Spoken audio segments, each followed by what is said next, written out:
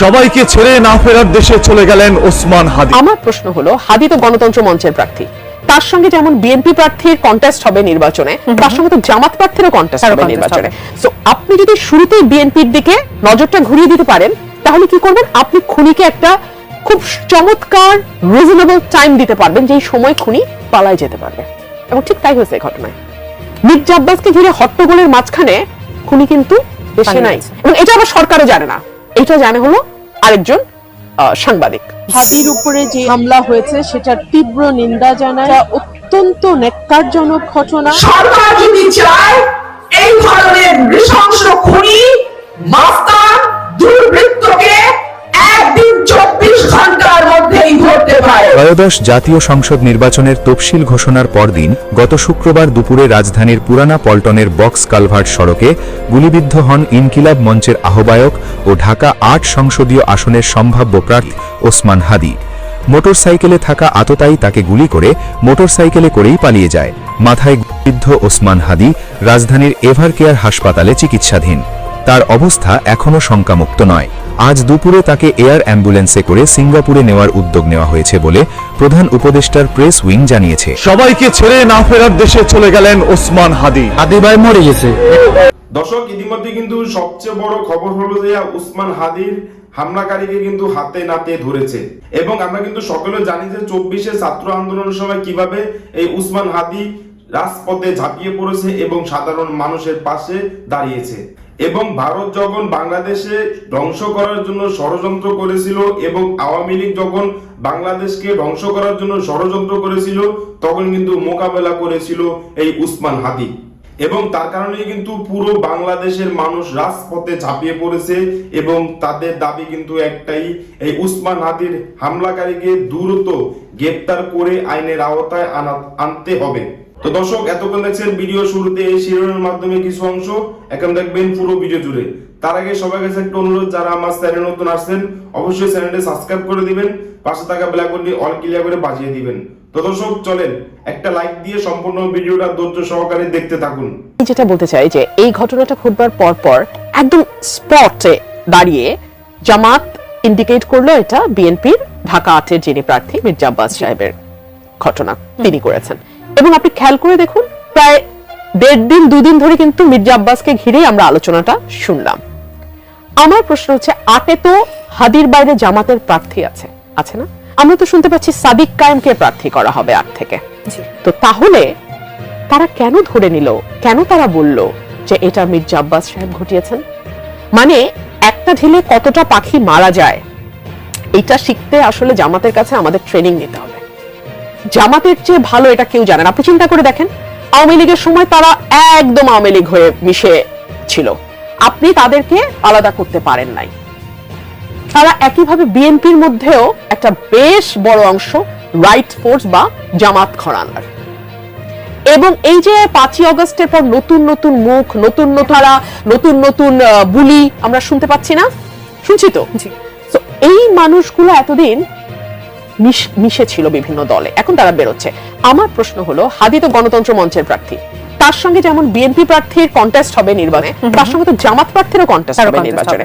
So আপনি যদি শুরুতেই বিএনপির দিকে নজরটা ঘুরিয়ে দিতে পারেন, তাহলে কি করবেন? আপনি খুনিকে একটা খুব চমৎকার রিজনেবল টাইম দিতে পারবেন, যেই সময় খুনি পালায় যেতে পারবে। এবং ঠিক তাই হয়েছে এই ঘটনায়। মির্জা আব্বাসকে ঘিরে হট্টগোলের মাঝখানে খুনি কিন্তু দেশে নাই, এবং এটা আবার সরকারও জানে না। এটা জানে হলো আরেকজন সাংবাদিক। তো ইজন্ট দ্যাট ভেরি ইন্টারেস্টিং? আমার তো মনে হয় এখানে জনাব মির্জা আব্বাসের নামটা ইচ্ছাকৃতভাবেই আনা হয়েছে, যাতে ঘটনাটা কিছুক্ষণের জন্য অন্যদিকে নজর সরানো যায়, মিডিয়ার নজর। কারণ জানে এটা পরে পাল্টাপাল্টি হবে, এবং পাল্টাপাল্টি হয়েছে। হওয়ার পরে নজরটা অনেকখানি অন্যদিকে ছিল, এই ফাঁকে খুব আরামে খুনি পালিয়ে যেতে পেরেছে। সুতরাং আমাদের বুঝবার তো আসলে বাকি থাকে না, এটা থেকে গেইনার কারা হতে পারে, এটা থেকে লাভবান কারা হতে পারে। আর আমি একটা কথা বুঝি না, যে একদম মুখে মাস্ক টাস্ক দিয়ে ঢেকে যার কোন রকম কোনো পরিচয় নাই, তিনি যখন একটি বাড়িতে ঢুকে মা মেয়ে দুজনকে হত্যা করেন এবং 24 ঘন্টার মধ্যে তাকে গ্রেফতার করতে পারে আইন শৃঙ্খলা রক্ষাকারী বাহিনী, সেই আইন শৃঙ্খলা রক্ষাকারী বাহিনীকে তো আপনি ইনকম্পিটেন্ট বলতে পারবেন না। দে আর ভেরি কম্পিটেন্ট। তার মানে তারা কোনো জায়গায় তাদের কম্পিটেন্স এক্সারসাইজ করে, কোনো জায়গায় তারা তাদের কম্পিটেন্স এক্সারসাইজ করে না। আমরা দেখতে পাচ্ছি হাদির ঘটনায় তারা তাদের কম্পিটেন্স এক্সারসাইজ করছে না এবং করতে পারছে না। কেন পারছে না? কারা জড়িত, কাদেরকে আড়াল করতে? এইরকম ঘটনা তো সাগররুনির সময় আমরা দেখেছি। 24 ঘন্টার যে আসামিকে ধরার কথা 48 ঘন্টা, সেটা 48 মাস তো বাদ, এর চেয়ে অনেক বেশি সময় পার হয়ে গেছে, এখনো ধরা পড়েনি। তো হাদিরটাও আমাকে সেই রকম একটা ফিলিং দিচ্ছে। দর্শক আছেন, তাদের প্রশ্ন একটু নিতে চাই। দর্শক স্বাগত জানাই। কে বলছেন, কোথা থেকে বলছেন, আপনার প্রশ্নটি করবেন। আমি বলছিলাম ঢাকা থেকে জুলফিকার।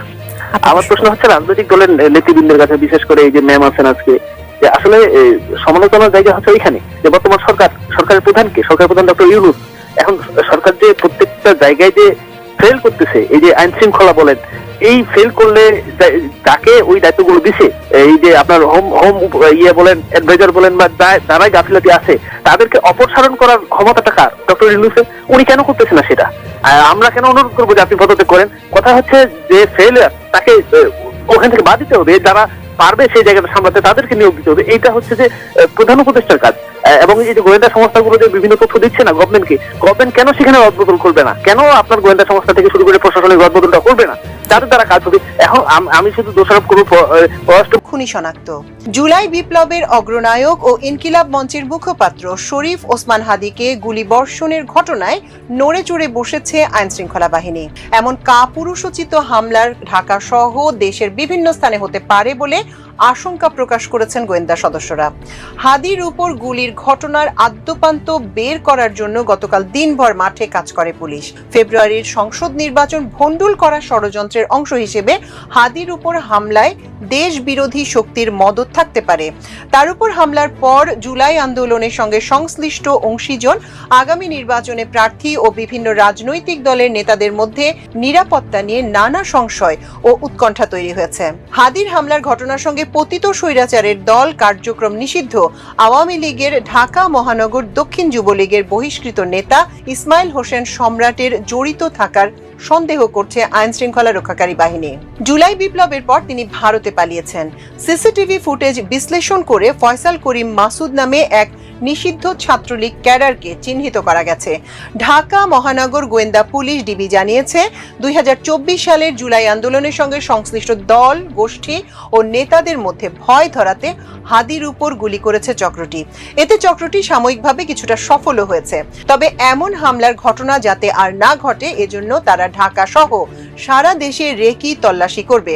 পাশাপাশি জামিনে থাকা সন্ত্রাসী কারা কারাগারের বাইরে আছে তাদের আলাদা করে তালিকা তৈরি করার উদ্যোগ নেওয়া হচ্ছে। সূত্র জানায়, হাদির উপর গুলির ঘটনায় মাঠ পর্যায়ে তথ্য সংগ্রহ করেছে ডিবি পুলিশ ও র্যাব। কেন, কারা এবং কি উদ্দেশ্যে তাকে গুলি করা হয়েছে তা খতিয়ে দেখা হচ্ছে। পাশাপাশি হাদির গুলির ঘটনার বিষয়টি উদ্ঘাটনের স্বার্থে একাধিক ব্যক্তিকে জিজ্ঞাসাবাদ করা হতে পারে। ঘটনাস্থলে সিসিটিভি ফুটেজ, ঘটনাস্থলের ফুটেজ এবং প্রাপ্ত অন্যান্য তথ্য উপাত্ত বিশ্লেষণ করা হয়েছে। পুলিশের প্রাথমিক ধারণা, ফুটেজে মোটরসাইকেলের পেছনে বসে গুলি করতে দেখা যাওয়া ব্যক্তির চেহারার সঙ্গে ফয়সালের চেহারা মিলে যাচ্ছে। পুলিশ তাকেই এই হামলার মূল সন্দেহভাজন বলে মনে করছে। এর আগেও ফয়সালের বিরুদ্ধে গুরুতর অপরাধের অভিযোগ আছে। গত বছরের নভেম্বরে রাজধানীর মোহাম্মদপুরের আদাবর এলাকায় একটি অফিসে ঢুকে অস্ত্রের মুখে 17 লাখ টাকা লুট ও ডাকাতির ঘটনায় তিনি র্যাবের হাতে গ্রেপ্তার হয়েছিলেন। শুটার ফয়সাল সহ মোটরসাইকেলে আরও একজনকে ধরতে অভিযান চালাচ্ছে পুলিশ। ডিবি জানিয়েছে, ঘটনাস্থলে সিসিটিভি ফুটেজ বিশ্লেষণ করে ছবির ব্যক্তিকে প্রাথমিকভাবে শনাক্ত করা গেছে এবং পুলিশ তাকে হন্যে হয়ে খুঁজছে। তাকে ধরিয়ে দেওয়ার জন্য পুলিশ জনগণের প্রতি বিনীত অনুরোধ করেছে। এ বিষয়ে ডিবির অতিরিক্ত কমিশনার শফিকুল ইসলাম গতকাল বিকেলে জানান, হাদিকে কারা গুলি করেছে তাদের চিহ্নিত করার জন্য আমরা কাজ করছি।